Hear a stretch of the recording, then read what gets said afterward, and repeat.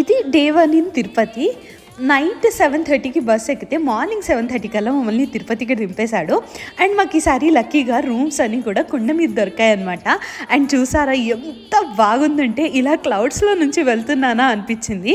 So మా తమ్ముడికి call చేస్తే అరకు లోయాస్, అరకు వ్యాలీస్ మొత్తం కూడా ఇలాగే ఉంటాయి అని చెప్పేసి అన్నాడు. ఇంకొక థింగ్ ఏంటి అంటే నేను ఎందుకు అంత ఎగ్జైట్ అయ్యానంటే జస్ట్ ఒక 10 మీటర్స్ దూరంలో క్లియర్గా కనిపిస్తుంది. 10 మీటర్స్ కొంచెం ముందుకు వెళ్ళగానే మొత్తం క్లౌడ్స్ అంతా ఫామ్ అయిపోతుంది అనమాట. అండ్ నేను ఇది ఫస్ట్ టైం ఇలా చూడడము, అందుకే అంత ఎగ్జైటెడ్లో ఉన్నాను. ఏదో ఒక ఊటీ అలా వెళ్ళిన ఫీల్ వచ్చిందనమాట. మొత్తానికి వెదర్ అయితే చాలా బాగుంది. అండ్ మేము వచ్చిన రోజు కొంచెం వాన పడడం స్టార్ట్ అయిందనమాట. రూమ్స్ అయితే బాగా దొరుకుతాయి అని అనుకున్నాను, అస్సలు బాగా దొరకలేదు ఈసారి. ఎప్పుడు కూడా విష్ణు నివాసంలో తీసుకుంటాం కదా, ఈసారి అందుకోసమే కుండ పైన తీసుకుందాము అని ట్రై చేసాము, అస్సలు దొరకలేదు. బాగా డిసప్పాయింట్ అయిపోయాను నేనైతే.